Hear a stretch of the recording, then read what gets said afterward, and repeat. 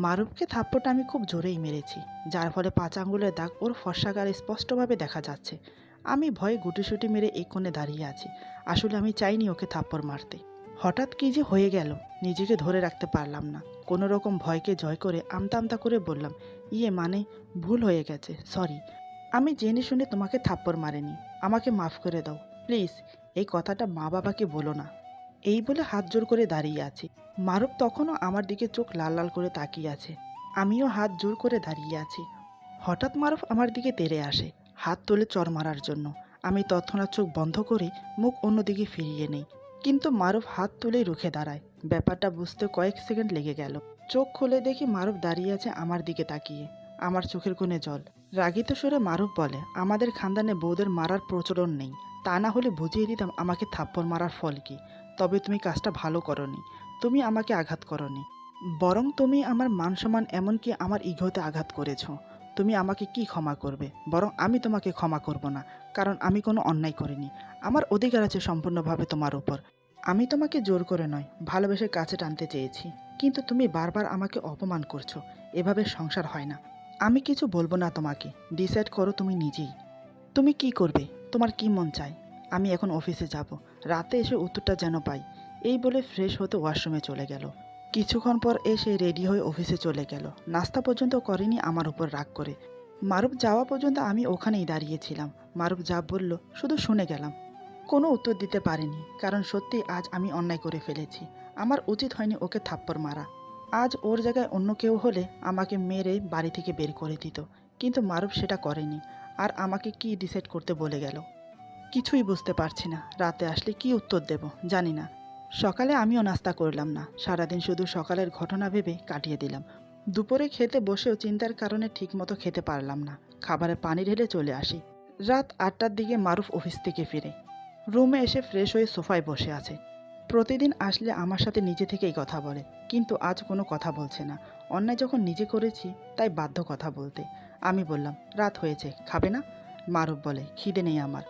আমি বললাম, সকালে তো নাস্তা না খেয়ে চলে গেছো, অফিসে খেয়েছিলে? মারুফ বলে, মন চাইনি, আর খিদেও ছিল না, তাই খাইনি। তবে নামে রেখেছো, কোনো কিছুতেই আমি নেই। তাহলে এই নামের স্বামী হয়ে লাভ কি? তোমাকে কাছে পাবো না, তোমাকে ছুঁতে পারবো না, তোমার সাথে মন খুলে দুটো মনের কথা বলতে পারবো না। যদিও তোমাকে ভালোবেসে কিছু করতে যাই, তাহলে তুমি আমাকে চর মারবে। দেখো, আজ পর্যন্ত আমার মা বাবা কোনোদিনও আমার গায়ে হাত তোলেনি, কিন্তু তুমি আজ সকালে যা করেছো এটা আমি ভুলতে পারছি না। এভাবে জীবন চলে না। আমি কি বলতে চাইছি বুঝতে পারছো? আমি অবাক হয়ে তাকিয়ে আছি ওর মুখের দিকে। ওর কথা শুনতে শুনতে আমার চোখের কোণে জল এসে জমা হয়েছে, গলা ভারী হয়ে আসছে। আমি কান্না জড়িত সুরে বললাম, জানি আমি অন্যায় করেছি, তার জন্য সকালে ক্ষমা চেয়েছি, এখন আবারও চাইছি, প্লিজ ক্ষমা করে দাও। আমি আর কোনোদিন এমন করব না। মারুফ বলে, ৩ মাস ধরে ক্ষমা চেয়েও তোমার কাছ থেকে ক্ষমা পাইনি। তার বদলে পেয়েছি অপমান, অবহেলা আর শেষমেশ থাপ্পড়। এখন তুমি বলো, আমি তোমাকে কি করে ক্ষমা করি? তোমার বিচারে কি বলে? আমি চুপ করে আছি, কারণ ওর প্রশ্নের কোনো উত্তরই নেই আমার কাছে। মারুফ বলে, ভাবো, যত সময় লাগে নিয়ে নাও, তবে আমার সঠিক উত্তর চাই। রাত অনেক হয়েছে, আমাকে ঘুমোতে হবে, কারণ কাল অফিসে মিটিং আছে। আমি বললাম, খেয়ে ঘুমালে ভালো হতো না? না খেলে যে শরীর খারাপ করবে। মারুফ বলে, তুমি বলেছিলে না একতলার ছাদ থেকে পড়লে মানুষ মারা যায় না? এখন আমি বলছি, একদিন না খেলে আমিও মরব না। আচ্ছা একটা কথা বলো তো, আমাকে নিয়ে কেন এত ভাবো? এবার কি উত্তর দেব? আমি বললাম, আমার খিদে পেয়েছে। মারুফ আমার কথায় মুচকি হেসে বলে, তোমার খিদে পেয়েছে, ভালো কথা, তাহলে যাও খেয়ে আসো। আমি বললাম, তুমি না খেলে আমিও খাবো না। মারুফ বলে, আমার জন্য দরদ হচ্ছে? সরি, আমার সাথে তোমার কোনো ভাগ নেই। খিদে পেলে খেয়ে আসতে পারো, আমাকে ডিস্টার্ব করো না। এই বলে মারুফ শুয়ে পড়ে। বুঝলাম ও এখনও আমার উপর রেগে আছে, তাই আর কিছু বললাম না। আমিও না খেয়ে শুয়ে পড়লাম, কিন্তু দু চোখের পাতায় ঘুম নেই। মারুফের কথার অর্থ আমি ভালো করেই বুঝতে পারছি, কিন্তু এই যে হবার নয়। দুই ফ্যামিলি আমাদের দুজনকে নিয়ে অনেক খুশি। সবাই জানে আমাদের মাঝে ভালো সম্পর্ক। আমার শ্বশুর শাশুড়ি আমাকে মেয়ের মতো আগলে রাখে। তাদের বিশ্বাস কি করে ভাঙব? আলাদা হওয়া মানে সব কিছু প্রকাশ্যে আসা, এটা কি উচিত হবে?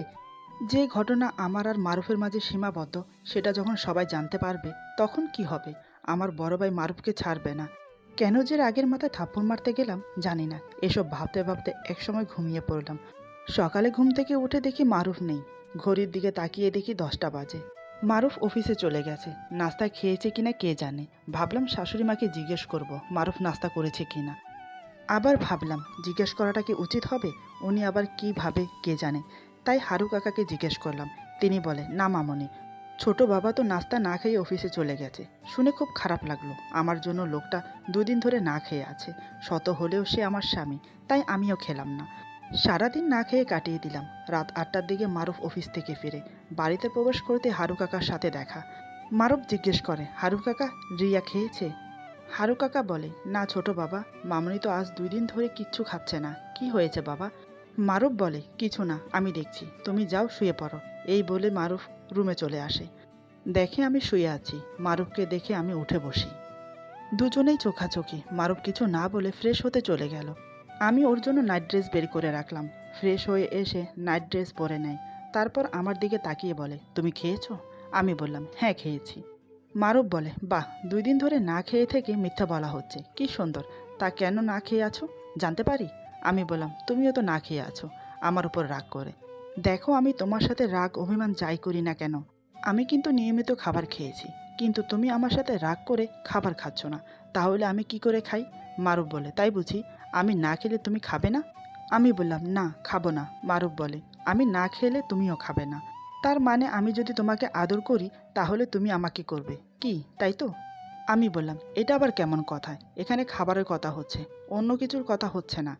মারুফ বলে, তুমিই তো বললে আমি না খেলে তুমি খাবে না, আমি খেলে তুমিও খাবে। তাহলে শুধু খাবারের বেলায় কেন, অন্য কিছুর বেলায় না কেন? এবার যাও খেয়ে আসো। আমি বললাম, বললাম তো খাবো না। তুমি খেলে আমিও খাবো, তা না হলে থাক। মারুফ বলে, আচ্ছা জ্বালায় পড়লাম তো। কি ছোট বাচ্চার মতো করছো, তুমি না খেলে আমিও খাবো না? কিছুক্ষণ আমার দিকে তাকিয়ে কি যেন ভেবে বলে, ঠিক আছে, খাবার গরম করো, একসাথে খাবো। তবে শর্ত একটা, এক প্লেটে দুজনে খাবো। আমি মাথা নেড়ে খাবার গরম করতে চলে গেলাম, কারণ এছাড়া আর কোনো উপায় নেই। তা না হলে ও খাবে না।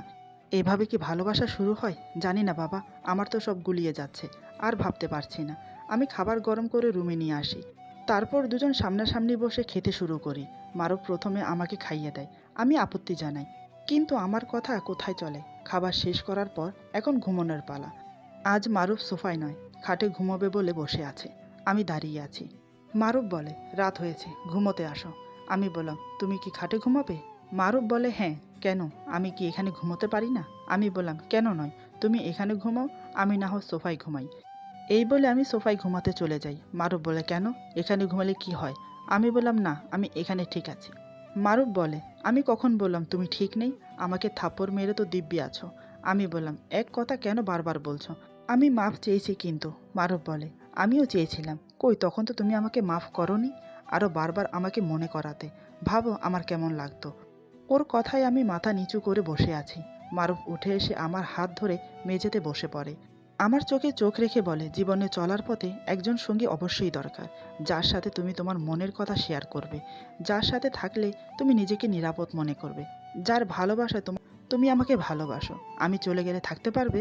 হঠাৎ মুখ দিয়ে এ কথা বেরিয়ে আসে আমার। তার মানে কি ওর প্রতি দুর্বলতা কাজ করছে আমার? মারুফ বলে, জানি না, তবে অনেক কষ্ট হবে আমার তোমাকে ছাড়া থাকতে। আর কথা নয়, চলো ঘুমাবে। কথা দিচ্ছি তোমাকে কিছু করব না। এই বলে আমার হাত ধরে নিয়ে এসে শুইয়ে দেয়। মাঝে বালিশ দিয়ে দেয়। সত্যি মানুষটা যতটা খারাপ ভেবেছি ততটা খারাপ কিন্তু না। আমি এটা বুঝতে পারছি মারুফের প্রতি আমার দুর্বলতা আছে। তা না হলে ও যখন সম্পর্ক শেষ করতে বলছে তখন কেন আমার এত খারাপ লাগলো? কেন ও না খেয়ে থাকলে আমার কষ্ট হয়? কেন আমিও ওর জন্য 2 দিন না খেয়েছিলাম? কেন ওকে থাপ্পড় মেরে নিজে ব্যথা অনুভব করছি? তাহলে কি আমি ওকে ভালোবাসি? আমি মারুফকে নিয়ে ভেবে যাচ্ছি। আর মারুফ গভীর ঘুমে তলিয়ে গেছে। জানি না কি মনে হতে আমি ওর মাথায় হাত রাখি। মারুফ ঘুমের ভান ধরেছিল, আমি জানি না। আমি মাথায় হাত রাখতেই চোখ খুলে মুচকি হাসলো, কিন্তু কিছু বলল না। একসময় দুজন ঘুমিয়ে পড়লাম। সকালে ঘুম ভাঙতেই ঘড়িতে দেখি সকাল 7:30 বাজে। মারুফ তখনও ঘুমাচ্ছে। আমি ওর দিকে অপলক দৃষ্টিতে তাকিয়ে আছি। আজ কেন জানি সবকিছু অন্যরকম লাগছে। মনটাও ফ্রেশ মনে হচ্ছে। এটা কি ভালোবাসার লক্ষণ? ওর দিকে তাকিয়ে থেকে এটা সেটা ভেবে যাচ্ছি। হঠাৎ মারুফের ঘুম ভেঙে যায়। আমি দ্রুত সরতে গিয়েও ধরা পড়ে যাই। ঘুমন্ত অবস্থায় মারুফ আমার দিকে তাকিয়ে আছে। ব্যাপারটা বুঝতে ওর কিছুক্ষণ সময় লাগলো। মারুফ বলে, মুখের উপর ঝুঁকে কি দেখছিলে? আমি বললাম, কই কিছু না। আমি কেন শুধু শুধু তোমাকে দেখতে যাব? মারুফ ঘুম জোরানো সুরে বলে, মিথ্যে বলছো কেন? আমি তো স্পষ্টভাবে দেখলাম তুমি আমাকে দেখছিলে। বলো বলো, কি দেখছিলে? আমি কথা ঘোরানোর জন্য বললাম, তোমার অফিসের জন্য লেট হয়ে যাচ্ছে। এই বলে উঠতে যাব, তখনই মারুফ আমার হাত ধরে বলে, কোথায় যাচ্ছ? আমি বললাম, নাস্তা রেডি করতে। মারুফ আমার হাতের দিকে লক্ষ্য করে আমার হাত ছেড়ে দিয়ে বলে, সরি, তোমার হাত ধরে ফেললাম। এই বলে ফ্রেশ হতে চলে গেল। যাওয়ার আগে পিছন ফিরে আমাকে দেখলো একবার। আমার হাত ছেড়ে দেওয়াতে আমি যে ক্ষুণ্ণ হয়েছি সেটা স্পষ্টভাবে বোঝা যাচ্ছে আমার মুখে। মারুফ বুঝতে পেরে মুচকি হেসে ওয়াশরুমে চলে গেল। আমি চলে গেলাম নিচে। সবাই একসাথে বসে নাস্তা করলাম। তারপর মারুফ বিদায় জানিয়ে অফিসে চলে যায়। মারুফ অফিসে চলে যেতেই ওকে নিয়ে ভাবনায় বসলাম আমি। থাপ্পড় মারার পর থেকে কেমন যেন মায়া কাজ করছে ওর উপর। তাহলে কি ওকে আমি, না না, এটা কি করে সম্ভব? এত সহজে অতীত ভুলে যাব? সেই ঝড় বৃষ্টির রাত, যে রাতে মারুফ আমাকে নিজের মন মতো করে ভোগ করেছিল, আমাকে মেরেছিল, ভুলিনি আমি সেই রাত। এভাবে সারাদিন এটা সেটা ভেবে কাটিয়ে দিলাম। রাত ৮টার দিকে মারুফ অফিস থেকে ফিরে ফ্রেশ হয়ে খাবার খেতে খেতে 10টা বেজে যায়। কারণ অফিস থেকে আসা মাত্রই মা বাবার সাথে আগে দেখা করে। সারাদিনের অফিসের কাজের হিসাব বাবাকে দেয়। এটা প্রতিদিনের রুটিন। বাবা মার অভ্যাস, ওনারা রাত ৮টার আগে ডিনার করে ফেলে। তাই আজ মারুফ অন্যদিকে ফিরে নয়, আমার দিকে চেয়ে আছে অপলক দৃষ্টিতে। আমি বললাম, অমন করে কি দেখছো? মারুফ বলে, তোমাকে। আমি বললাম, আমাকে ভালোবাসো? মারুফ বলে, আমি তো আর তোমার মতো পাথরের তৈরি না, একটা থাপ্পড়ের জন্য গো ধরে বসে থাকবো। আর যাকে ভালোবাসা যায় তার শত অন্যায়ও ক্ষমা করা যায়, কিন্তু তুমি আমাকে ভালোবাসো না, তাই ক্ষমাও করতে পারছো না। আমি বললাম, তাহলে তুমি আমাকে ক্ষমা করে দিয়েছো? মারুফ বলে, না, দেইনি। আমি বললাম, এই যে এখন বললে ক্ষমা করা যায়। মারুফ বলে, করা যায় বলেছি, ক্ষমা করে দিয়েছি এটা তো বলিনি। অজান্তে অন্যায় করেও ক্ষমা পাইনি, আর তুমি জেনে শুনে অন্যায় করেছো, তাহলে ক্ষমা কী করে করি বলো তো? তবে আমি চাই না এসব ব্যাপারে মা বাবা জানুক। জানতে পারলে মা বাবা খুব কষ্ট পাবে। আমি বললাম, সরি, আসলে আমার উচিত হয়নি তোমাকে থাপ্পড় মারা। আবারও ক্ষমা চাইছি, আর প্রমিস করছি কখনো এমন করব না। মারুফ বলে, সরি, পারলাম না তোমাকে ক্ষমা করতে। তুমি আমার স্ত্রী বলে রক্ষে পেলে, তোমার জায়গায় যদি অন্য কেউ হতো তাহলে আমি জানি না তার সাথে আমি কি করতাম। রাত অনেক হয়েছে, আর কথা না বাড়িয়ে ঘুমিয়ে পড়ো। এই বলে অন্যদিকে ফিরে শুয়ে পড়ল। আমি আর কিছু বললাম না, ঘুমিয়ে পড়লাম। হঠাৎ মাঝরাতে মারুফ বালিশ সরিয়ে আমাকে জড়িয়ে ধরে, তারপর আমাকে কিস করতে থাকে। সারা শরীরে হাত বুলাতে থাকে। বুকে চাপ সৃষ্টি অনুভব করতেই আমি জেগে উঠি। মারুফকে আমার উপর আবিষ্কার করে। আমি বললাম, কি করছো তুমি? আমার কথা শুনে মারুফ বলে, সরি, আসলে আমি নিজেকে ধরে রাখতে পারছি না, তাই এমনটা করে বসেছি, তার জন্য ক্ষমা চাইছি। এই বলে আবার নিজের জায়গায় গিয়ে শুয়ে পড়ল। আমি কিছু বললাম না, কারণ থাপ্পড় মেরে অন্যায় করে বসে আছি, তাই চুপচাপ ঘুমিয়ে পড়ি। সকালে ঘুম থেকে উঠে দেখি মারুফ আমার দিকে ফিরে ঘুমাচ্ছে। ওকে দেখে কাল রাতের কথা মনে পড়ে গেল। মন চাইছে জিজ্ঞেস করি কেন এমন করলো, কিন্তু চারিদিক থেকে আমার হাত পা বাঁধা। আজ মারুফের অফিস ছুটি, তাই আর ডাকলাম না। আমি ফ্রেশ হয়ে নিচে চলে গেলাম। 10টার দিকে মারুফ উঠলে একসাথে নাস্তা করলাম দুজন। কিন্তু কাল রাতের ব্যাপারটা নিয়ে মারুফ খুব লজ্জিত। খেতে খেতে মারুফ আমাকে বলে, প্লিজ, তুমি কিছু মনে করো না। কালকে রাতের ব্যাপারটা নিয়ে আসলে তোমাকে এত কাছে পেয়ে নিজেকে ঠিক রাখতে পারিনি। কথা দিচ্ছি, আজ থেকে আমি সোফায় ঘুমাবো। আমি কিছু বললাম না, চুপচাপ নাস্তা করে উঠলাম। আমার শাশুড়ি ড্রয়িং রুমে বসেছিল, সাথে মারুফ গিয়ে বসে। আমার শাশুড়ি বলল, বৌমা এই বাড়িতে এসেছে পর্যন্ত বাড়িটা মাতিয়ে রেখেছে, খুব হাসি খুশি থাকে সবসময়। তোর বাবা আর আমার খুব খেয়াল রাখে, যেমনটা চেয়েছিলাম তেমনটা আল্লাহ মিলিয়ে দিয়েছে। আর তোকে বলি হারি, এই বাড়িতে এসেছে পর্যন্ত মেয়েটাকে একটু কোথাও ঘুরতে নিয়ে গেলি না। মায়ের মুখে আমার প্রশংসা শুনে নিজের প্রতি গর্ব হচ্ছে মারুফের। মারুফ বলে, মা, বিয়ের পরের দিন ভুলবশত ছাদ থেকে পড়ে 3 মাস অসুস্থ ছিলাম। তুমি দেখেছো, সুস্থ হয়ে 2 সপ্তাহ হলো অফিসে যাচ্ছি। অফিসে এখন প্রচুর কাজ, এগুলো কমপ্লিট করতে করতে কম করে হলেও 1 মাস লেগে যাবে। সময়টা কোথায় রিয়াকে বাইরে নিয়ে যাওয়ার? আমাদের মাঝে কী চলছে সেটা তো আর মাকে বলতে পারছে না। শাশুড়ি মা বলে, বিয়ের পরে সবাই হানিমুনে যায় বউকে নিয়ে। বুঝতে পারলাম তুই নিয়ে যেতে পারছিস না, সপ্তাহে একদিন ছুটি, এই দিনটাও কি বৌমাকে নিয়ে একটু বাইরে ঘুরতে পারিস না? মারুফ বলে, ঠিক আছে, আজ তোমার বৌমাকে বাইরে ঘুরতে নিয়ে যাব। এবার খুশি তো? শাশুড়ি মা বলল, যাবি যখন 2-1 দিনের জন্য যা, ঘোরার সাথে সাথে হানিমুনও হয়ে যাবে। তুই এখনই অফিসে ফোন করে ম্যানেজারকে সব বুঝিয়ে দে। মারুফ জানে মাকে বুঝিয়ে লাভ হবে না, যেটা বলছে না শুনলে চেঁচিয়ে পুরো বাড়ি মাথায় করবে, তাই মায়ের কথা মতো রাজি হয়ে গেল। অফিসে ফোন করে ম্যানেজারকে সব বুঝিয়ে দিল, সাথে 4 দিন আসবে না সেটাও বলল। এই ব্যাপারে আমি কিছু জানি না, আমি তো রান্নাঘরে দুপুরের খাবারের আয়োজন করছি। আমার শাশুড়ি মা হারুকে ডেকে বলে, হারু ভাই তুমি গিয়ে রান্না করো, বৌমাকে পাঠিয়ে দাও। হারু কাকা এসে আমাকে বলতেই আমি হাত ধুয়ে শাশুড়ি মার কাছে এসে দাঁড়ালাম। শাশুড়ি মা আমাকে বলল, বৌমা ব্যাগ প্যাকিং করে নাও, বিকেলে তুমি আর মারুফ হানিমুনে যাচ্ছ। কথাটা শুনে রীতিমতো আমি অবাকই হলাম, তার সাথে লজ্জাও পেলাম। বলে কি মা, হানিমুন, তাও আবার মারুফের সাথে? সত্যিই ভাবার বিষয়। কিন্তু শাশুড়ি মার মুখের উপর কথা বলতে পারছি না। আমি চুপ করে দাঁড়িয়ে আছি দেখে শাশুড়ি মা বলল, কি হলো বৌমা, দাঁড়িয়ে আছো কেন, যাও। আমি বললাম, মা আপনারাও চলুন না। শাশুড়ি মা হেসে বলে, পাগলি মেয়ের কথা শোনো, হানিমুনে স্বামী স্ত্রী যায়, সেখানে আমরা বুড়া বুড়ি যেয়ে কী করব? আগে তোরা ঘুরে আয়, তারপর সময় করে আমরা সবাই ঘুরতে যাব। এখন যাও ব্যাগ প্যাকিং করে নাও। আমি আর কথা বাড়ালাম না, উপরে চলে এলাম। যার সাথে এখনও ভালো করে স্বামী স্ত্রীর সম্পর্ক গড়ে ওঠেনি, তার সাথে কিনা হানিমুনে যাব। আর মারুফ, মায়ের কথা সেও রাজি হয়ে গেল। এসব ভাবছি এমন সময় মারুফ রুমে প্রবেশ করে।